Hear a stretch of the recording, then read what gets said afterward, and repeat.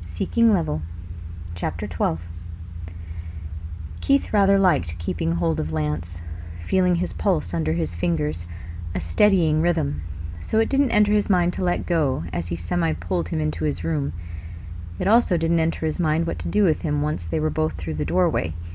He'd been fighting for this opportunity for so long now that he wasn't prepared to actually have it. So many questions had tangled up in his mind that now he'd forgotten which one he wanted to start with. Lance broke the silence first, hand hanging limply from where Keith still gripped his wrist. Do you want to change, or are you going to sleep in what you've got on? Keith gave himself a once-over, remembering he was still wearing the white healing pod one-piece, shoulders draped with a blanket. I don't need to sleep, he answered, letting Lance go so he could grab his regular clothes.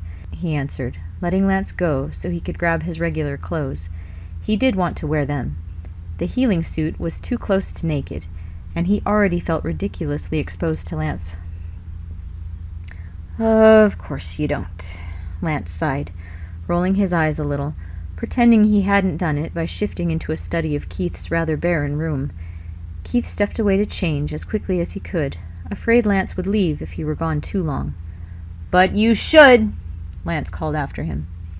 You're gonna lecture me? Keith heard himself say before he could stop himself, falling reflexively into the routine of their normal speech patterns now that he wasn't looking directly at him. Last time I looked, you were the one pushing so hard you couldn't even walk. We were under attack, Lance protested, and Keith smiled as he pulled his shirt over his head. This was better. So much better. You guys needed me out there. This wasn't better, it was familiar, and that wasn't the same thing. He couldn't let them go back to the way they were before, not after what they'd been through. He needed to know which Lance was real, this one bantering with him, or the boy in the canyon making the loneliest sound in space.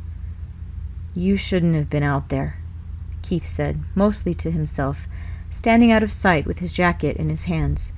The team should have listened to him. He should have been faster. If he'd been better at convincing them, at eradicating the Galra threat with Shiro, then Lance would never have had to stretch himself to his limits like that. Keith should have protected him better. Look, hotshot, Lance huffed, immediately annoyed, surprising Keith. I know you think I'm just a cargo pilot, but that's not what I meant, Keith shouted over top of him, grasping that Lance had misinterpreted what he'd just said, that he'd taken it as an attack on his ability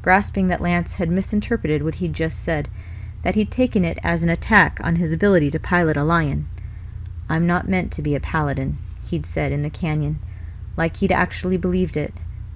Maybe he really did. Sure, Lance fizzled out, and Keith finished dressing in a hurry because he could hear him turning toward the door to leave. How did they always end up like this? How was Keith supposed to fix it when he had no idea what he was doing wrong? Lance, wait, Keith said, then struggled with how to phrase anything else. Lance was touchy, and he always took Keith's words the wrong way. He was standing with his back toward Keith, hands in his pockets, shoulders hunched forward protectively. Why do you do that? Keith asked. Do what? Lance asked, but softer now, kind of sad. You make me the bad guy, Keith diagnosed, rather subconsciously. He heard himself saying, focused on the slope of Lance's shoulder and the angle of his elbows, doubt forming in his mind again as to whether or not Lance were okay. You put words in my mouth I never said, and you tell me I think things about you that I really don't, and it's like I'm standing in for every person who has ever said anything bad about you, but none of them were actually me. That's not true, Lance said, even quieter, not sounding particularly sure about it. Then tell me what I did, Keith demanded, needing Lance to say it because he just couldn't think of what it could be. What did I do to you? Lance's hands moved from his pockets to curl around his rib cage, still turned away from Keith, which he didn't like. Worried that he'd break him somehow if he touched him, Keith moved around him instead, blocking him from the door, forcing them to stand face to face, the way they'd stood and moved along the canyon floor, except this time they could both see. For Keith's part, what he saw concerned. It's not new, Hunk said about Lance looking like he was hurting. But why? Lance? Keith checked him, ducking his head to try and get Lance to make eye contact with him, wishing he hadn't asked him anything now that he'd seen what it had done to their dynamic. They did a med scan. It came back clear. He was overreacting. And still, nothing, Lance said very quickly, his voice tight, doing everything he could to avoid looking at him. Okay? You didn't do anything. You're quiznacking perfect, all right? No, Keith denied, finally reaching forward to grab Lance's arms, as if that would force the truth out of him, discovering with the contact that Lance was actually shaking. What was going on? Why was he so upset? I don't understand. Hunk said you're trying to get my attention. I'm gonna kill him, Lance muttered savagely under his breath, eyes on the floor, his features a study in misery and humiliation. Well, here it is. You have it, Keith went on, as if he hadn't heard that, really wanting to break through whatever was holding Lance back from talking to him. He tightened his grip, giving Lance a slight jerk to make a point. Talk to me. Lance finally looked at him, thankfully only for a moment. The exchange was too much for both of them. There were tears in his eyes. They were brimming with pain. How could the scan have found nothing to cause this? Keith, Lance begged, but Keith didn't know what he was begging for. Keith anxiously pushed him backward, forcing him to sit on his bed. How could they all tell him he was overreacting? How could they say that this was normal behavior? How could they protest that everything was fine? How did he not see it before? You know what? Never mind, Keith said, worried, watching Lance curl up and close down. He should have known.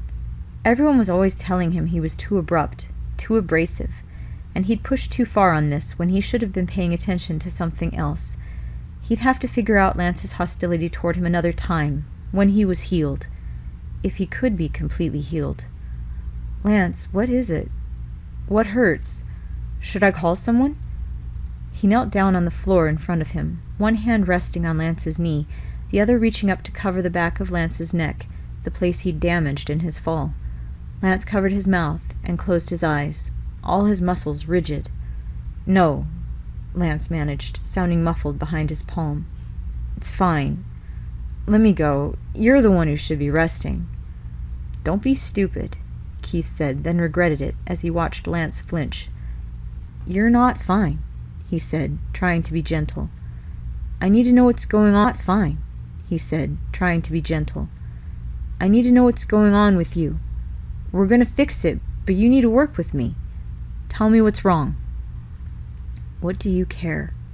Lance almost whispered, and Keith did his very best not to clench his fists, remembering at the last second that digging his fingers into the pressure points on Lance's leg and neck would be extremely counterproductive to his motives.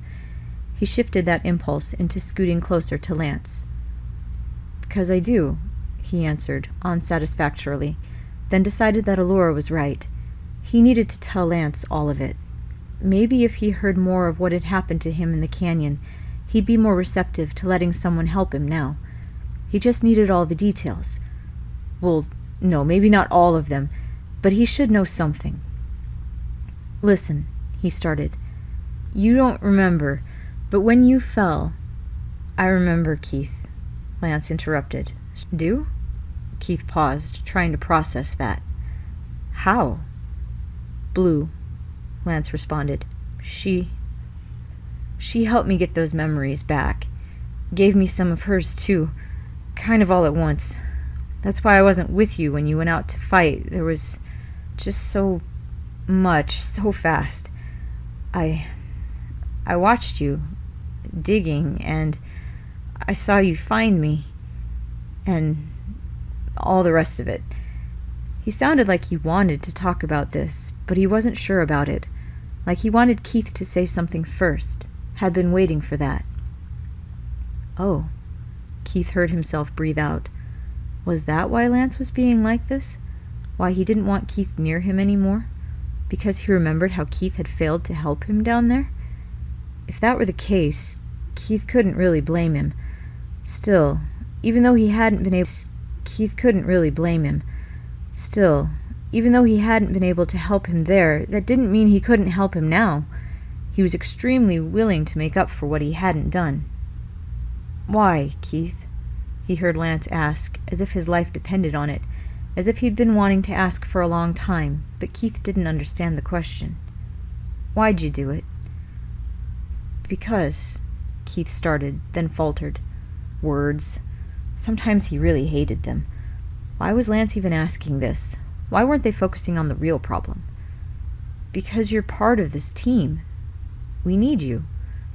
Lance nodded methodically, as if he'd expected no less, but still looked disappointed. Still looked hurt. Keith felt desperate about easing that, increasingly helpless that even if he could, Lance wouldn't let him. He just wanted them to be... But he didn't know how to get there, and it seemed Lance was retreating again. "Yeah, that's what I thought," Lance said, and Keith felt the muscles in Lance's thighs shift as he prepared to stand. No, not yet. They weren't done yet. Keith pressed firmly against Lance's knee to keep him seated, curling his fingers around the base of his neck. He lifted up on his own knees higher, touching his forehead to Lance's as his head hung down. Physically, he's fine.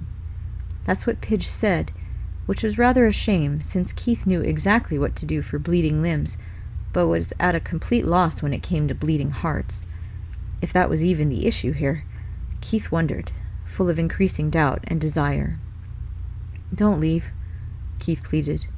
"Don't hide from me." "What the hell, Keith?" Lance whispered, but couldn't pull back against the pressure Keith had on his neck. "I don't know," Keith admitted. "I don't know what's going on, or why you, and I don't know how to fix it." "Keith, please don't," Lance said as he squirmed under Keith's touch. "There's nothing to fix." "But there is, and I want to," Keith continued quickly, not ready to be interrupted. He felt if someone stopped him now, it would be like the rock slides in the canyon, burying something in him forever. He had to keep going. "I want to fix it, Lance. And they can tell me I'm overreacting all they want, but you're in pain. And I can see it now. And I can't stand it. I'm not going to fail you again." Lance was crying now. Honestly crying, but trying hard not to. Trying to twist away from Keith so he wouldn't see. Keith watched his chest punch in and out as he kept it as quiet as possible, but they were too close for Keith not to notice. He could feel how tight Lance had pulled into himself, how he trembled. What on earth was wrong with him? Why wouldn't he just say something? Why wouldn't he just say something? "Please, talk to me," Keith begged. "What's wrong?" A sound escaped Lance. Not words, just that sound. The one Keith never wanted to hear again. The lonely, agonized, awful cry. The sound Keith imagined souls make when they are truly lost. The sound Lance made when he'd given himself up for dead. It made him frantic. He jumped up, placing both hands on either side of Lance's face, bending over him protectively. "Don't," he commanded. "Don't. God, what is it? Please, don't." He wasn't. He'd stopped, cut the cry off almost immediately, but Keith couldn't get over it. How he was in that place again. What was going on in his head? Keith sat down next to Lance, throwing an arm around his hunched shoulders, reaching around to place his other hand firmly against his chest, putting pressure on him as he'd done to hold him together. "Let me help," he kept asking, as Lance did his best to get under control, pulling away from Keith. "Tell me what to do," Keith beseeched, holding on tight, tucking his head against Lance's, temple to temple. It still wasn't close enough. "Let me leave?" Lance said, haltingly, completely embarrassed. "Not until I know you're okay," Keith combated, another memory of the canyon coming to him. How Lance had told him to leave, had told him he wanted him to leave, but he'd actually been terrified to be left alone. "I'm staying with you, Lance." "Why?" Lance demanded again, finally winning some control over himself, his voice hardening around the word. Keith wished he knew the right answer. "Because you're my..." Keith paused, unsure what Lance was, or how to articulate where they were together. Teammate was right, but not enough. Friend where they were together. Teammate was right, but not enough. Friend was something he'd never said out loud, and it wasn't quite right either. Lance was mostly the reason he smiled anymore, the reason he could still have fun. Lance was his responsibility, one that he had taken on the moment he jumped out of Red to save him. Lance was his mystery and his relief, his strength and challenge. But he didn't quite know how to say that properly. If only they could talk like he did with Red. No words, just images and emotion. "Because you're mine," he decided, rather fiercely, pulling him tighter. "That's not funny, Keith," Lance said quietly, breathing in that strange way that happens when you've just stopped crying, but not all the way, when you've drained your psyche and are left with an emptiness, as if he'd resigned himself to misery. He sat limply in Keith's arms, not moving closer, but no longer pulling away. It was overwhelming and troubling, feelings he had no names for that were almost too strong. Lance gave a strangled half-sigh. "And what's that mean, exactly?" he asked, quiet again, and Keith didn't know that either. He'd never been in this place before, and felt himself slip into what usually worked for him. The Red Paladin relies on instinct. It was the only thing he had left available to him now, as the situation felt so delicate and final. So he shrugged rather helplessly, and maneuvered their position so he could tip Lance's chin up, so he could look him in the eyes, see if he could find any clue as to what to do there. They were still wet, shining, questioning, full of doubt now as well as pain, and surprisingly, hope? Want? Something deep and struggling, as vast as the universe, and just as full of the unknown. "You have the prettiest damn eyes," Keith said unreservedly, sidetracked, forgetting the question he was supposed to be answering, causing Lance to promptly close them. "Stop it," Lance said, sounding rather hollow, void of feeling. "Don't say stuff like that. That's worse than when—" He cut himself off, blushing and turning his face out of Keith's hands, making him momentarily confused, filling him with a sense of déjà vu. He'd experienced this before, not very long ago. A situation just like this. "Oh, you're afraid?" Keith whispered, unintentionally, relaxing his grip on Lance, but only a little as he realized what the feeling was. This is what it had been like when Red shut him out, veiled their bond, locking herself tight away from him for their protection. She'd thought she was doing the right thing, but it wasn't like that, and it had almost killed them both. Like Red.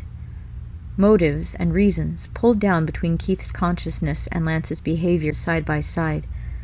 Was that really it? Was that what was going on? Something else he'd missed entirely. "But you don't have to be." "Keith," Lance began, but never finished the thought.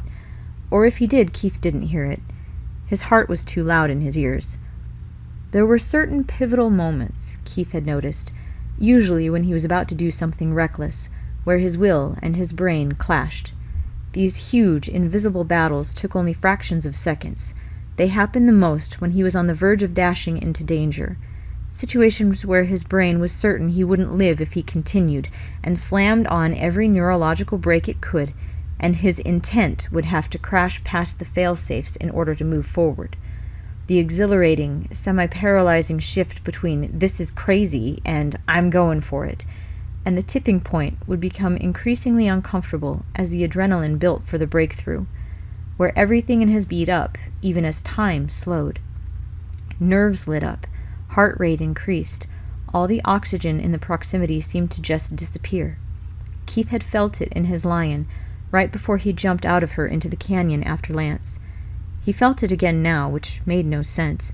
He was safe in his room, sitting with Lance on the bed, but still, he felt as though he were on the verge of doing something reckless, dangerous, something that would have inconclusive yet definitive consequences.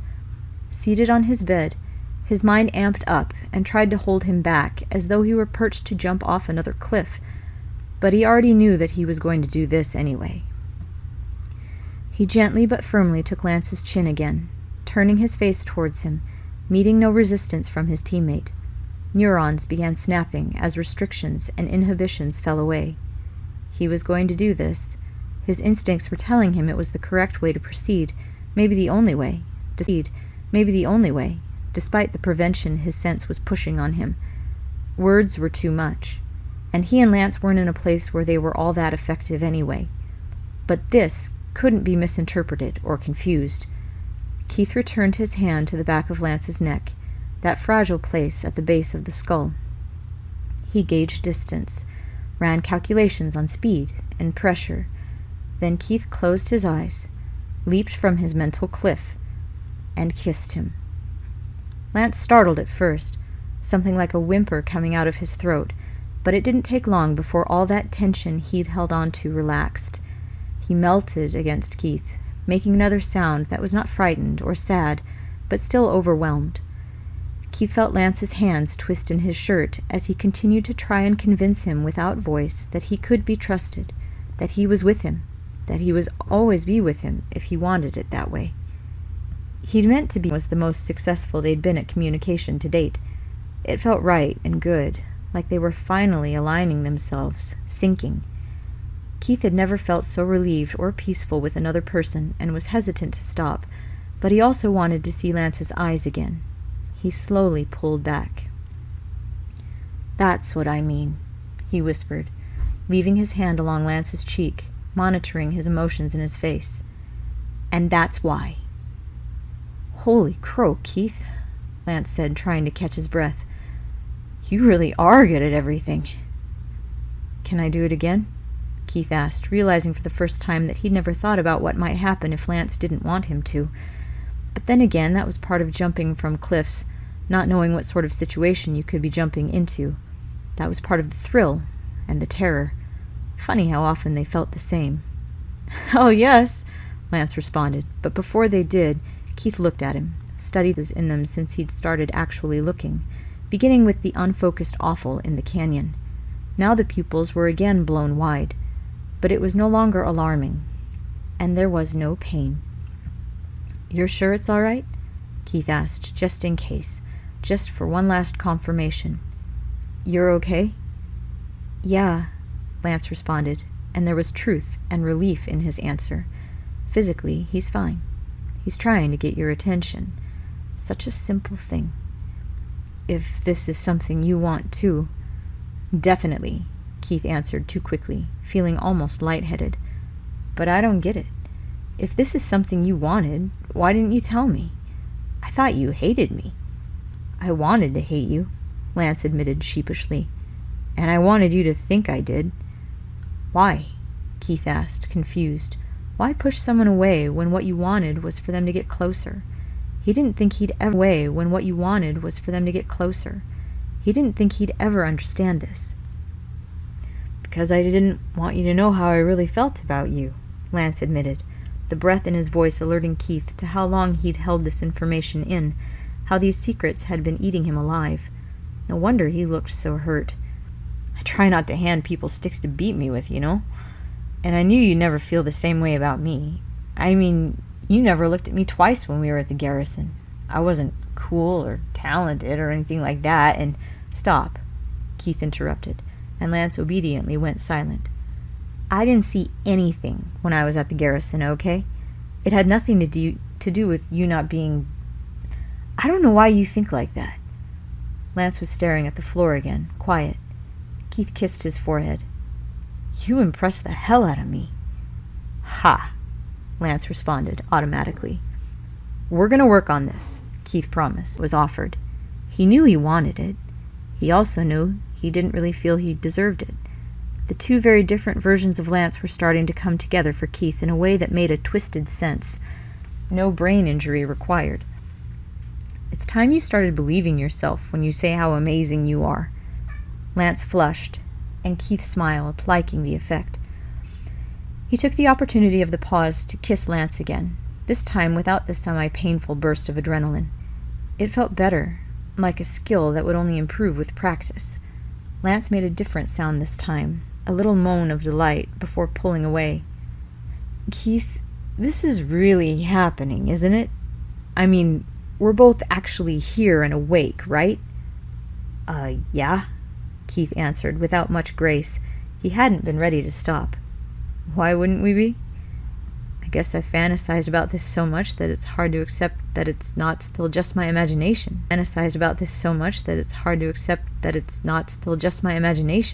Lance confessed, as Keith tugged him downward, stretching out more comfortably on the bed, shifting little by little to accommodate their height difference, the correct placement of their arms.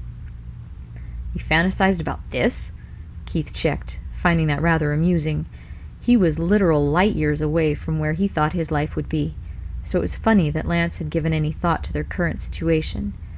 But then again, that's how Lance was, the strategy and planning to Keith's figure it out as he went. I did it first, Lance told him, and Keith could hear the beginning of a story. He snuggled in to let Lance talk, just as he'd begged him to when they had come into his room together. Lance cuddled against Keith, head on his chest, telling him how he'd been attracted to him from their first day together at the garrison. Keith breathed slowly, listening to the lilt of Cuba that still clung to some of Lance's vowels after a sunny trip to the beach. He found himself drifting on the words, like swinging in a hammock, perfectly at ease and relaxed. It was a rather new sensation for him.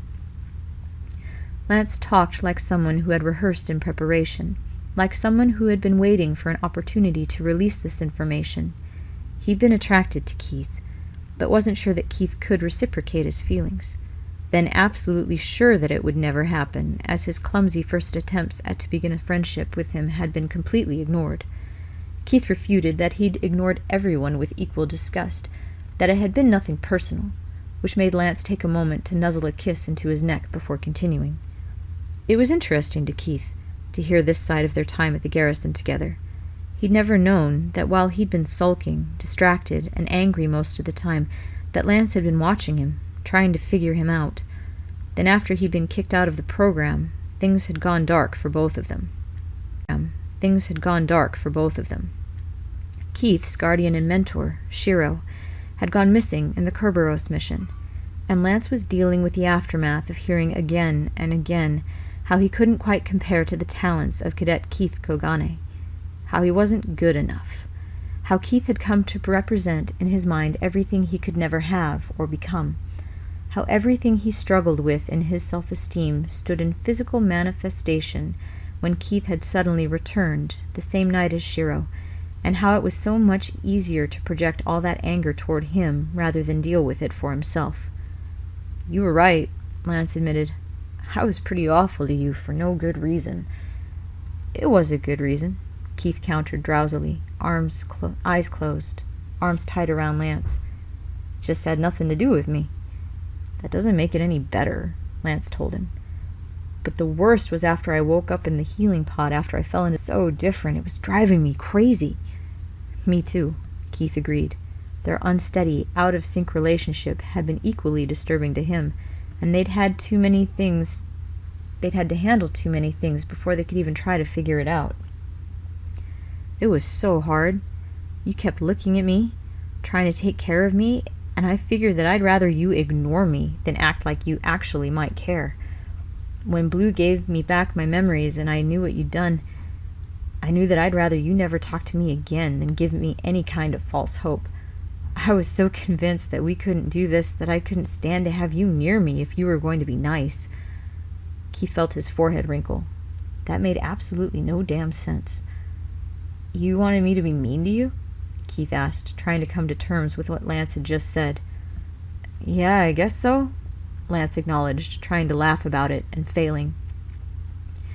You beat yourself up enough without me. Besides, I like us this way better. He felt Lance smile against his shirt. Especially the part where neither of us is bleeding. Oh man, that was terrible, Lance said, revving up again. I can think of about 30 other ways you could have woken me up. Wasn't much fun for me either, Keith responded sluggishly. He was too comfortable to put much thought into what he was saying, but realized instantly that he'd killed a mood. Lance squeezed him almost too hard. Well, of course, he said quickly. I didn't mean to make it sound... I was so worried, Keith. And guilty. That only happened to you because of me. And that planet messed you up so much. You were coughing so hard. Shh, Keith soothed, rubbing Lance's arm. I'd do it again right now if you were down there and needed me. I had to come get you. We wouldn't be the same without you. We wouldn't be the same without you. I've had a lot of people disappear in my life, and I hate it. So much that I figured it'd be better to just not care and be alone. So you were doing the exact same thing I was, Lance interjected, but allowed Keith to go on. But it changed when I bonded with Red, Keith said, remembering how they had first come together. She made me realize that I could never be alone. Showed me how everything is connected, universe to universe. His eyes were still closed, Lance warm against him. Taught me how quintessence moves and merges. Made me remember that I do care about some things more than protecting myself. So when you fell, I didn't even think. I just knew I didn't want anything to break what we'd built here. Didn't want to lose you. I know you're homesick, but for me, this is kind of the first time I felt that I was home. We can be together. His words slowed as he said them. Pictures moving in his mind of his old house where he'd lived with his father. Memories that were so dark they were almost gone. Images of foster homes. Images of Shiro's apartment. Red's cockpit, fragmented and out of place. The desert. The caves. The canyon. So many stars. Like the ones in Lance's eyes. Hey, Keith? You fallen asleep? Lance shook him a little, and he startled. No, he denied, floating. Uh-huh. I'm totally convinced, Starboy. Wait, had he been narrating the disjointed images? He thought he'd stopped talking a while ago. Lance sniffed in amusement, kissing him gently on the cheek. Go to sleep, Keith.